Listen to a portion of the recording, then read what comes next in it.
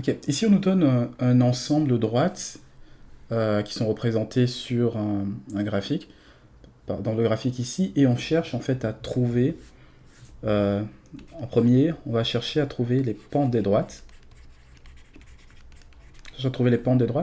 Et par la suite on va chercher à déduire l'équation de ces droites.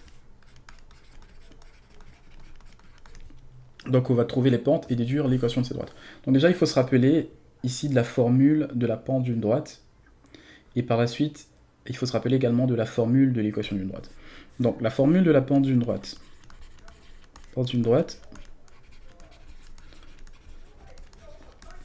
ok, que je vais appeler A ici, c'est donné par la variation des Y sur la variation des X. Qu'est-ce que ça veut dire? C'est-à-dire qu'on va prendre deux points sur nos droites, ok, deux points quelconques sur notre droite, je fais une droite ici, on regarde les coordonnées en X du premier point, X1, et sa coordonnée en Y qui est Y1. Ensuite on regarde notre deuxième point, on considère sa coordonnée en X qui est X2, et sa coordonnée en Y qui est Y2, et la variation de Y va être tout simplement égale à Y2 moins Y1, et la variation de X va être égale à, ici, X2 moins X1. Okay, ça, c'est pour la pente de la droite. Ce qu'il faut connaître également, c'est l'équation d'une droite. Donc l'équation d'une droite ici, on a des droites, ici on a des droites affines, l'équation de la droite sera AX plus B. Okay, AX plus B, où le A représente la pente de notre droite, et le B représente l'ordonnée à l'origine. Donc l'ordonnée à l'origine, c'est quoi? C'est la valeur de la fonction évaluée en 0. Donc si ma fonction, ma droite, je l'appelle, elle représente la fonction f, alors l'ordonnée à l'origine sera f de 0. Donc c'est la valeur de la fonction évaluée en 0. Donc on va considérer chacune des droites. Si on considère déjà la première droite ici, D1, on voit que pour D1, on peut trouver la pente. On a deux points. Okay, on a deux points ici. On peut considérer le premier point ici. Okay, le point qui est là. On voit que ses coordonnées sont 0 et 1. Son abscisse est 0, son ordonnée est 1. Et également, cette droite-là passe par le point 2, 3.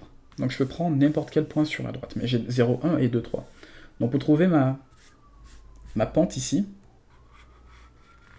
descend là, la pente de ma droite, donc pour D1, je vais trouver, je sais que A est égal à x2 moins y2 moins y1 sur x2 moins x1.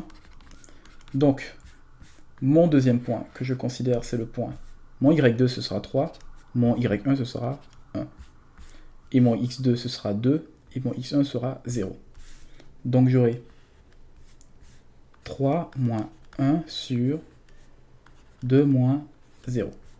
C'est-à-dire que ma pente sera égale à 2 sur 2, qui est égal à 1. Donc la pente de ma droite est égale à 1. Donc je regarde également l'ordonnée à l'origine. Donc je vois qu'en 0, ici, f de ma fonction, la fonction qui représente ma droite, est égale à 1. Donc en f de 0 est égal à 1 pour ma fonction. Donc je sais que l'ordonnée à l'origine b, ici, b est égal à 1. C'est-à-dire que l'équation de ma droite D1 est définie par 1 fois x plus 1, ou encore x plus 1. Voilà. Donc je peux le vérifier facilement. Si je regarde ici, en 2, j'ai comme ordonnée ici 3. En 3, j'ai comme donné 4. Donc la fonction, en fait, la droite, réellement, l'équation de la droite est vraiment valide. Donc si je vérifie graphiquement, je vois que l'équation de la droite est valide. Si je considère maintenant ma deuxième droite, ma droite D2 ici, je peux toujours prendre 2 points sur la droite. Je prends 2 points sur la droite. Je peux prendre le point, ici par exemple, ce point-là, et ce point-là, et les évaluer avec la stratégie qu'on a trouvée tout à l'heure, avec la formule de la pente. Mais je peux également regarder, en fait, si on a une connaissance quelconque sur les droites, on voit que cette droite-là, elle est plate, complètement horizontale. Et on sait que des exercices précédents que les droites qui sont plates et complètement horizontales ont une pente nulle. Voilà. Donc cette droite-là, on peut dire tout de suite que sa pente A est égale à 0, parce que c'est une droite qui est complètement horizontale, et c'est une droite qui représente une constante. Okay. Donc je peux trouver maintenant son ordonnée à l'origine. Je vois que en 0, j'ai 1, 2, 3. J'ai 3 ici. En 0, j'ai 3. Donc je sais que B est égal à 3. Okay. Donc ça veut dire que pour D2, l'équation de ma droite, ce sera A qui est égal à 0 fois X plus B qui est égal à 3. Donc D2 est égal à... D2 est défini comme 3. Okay.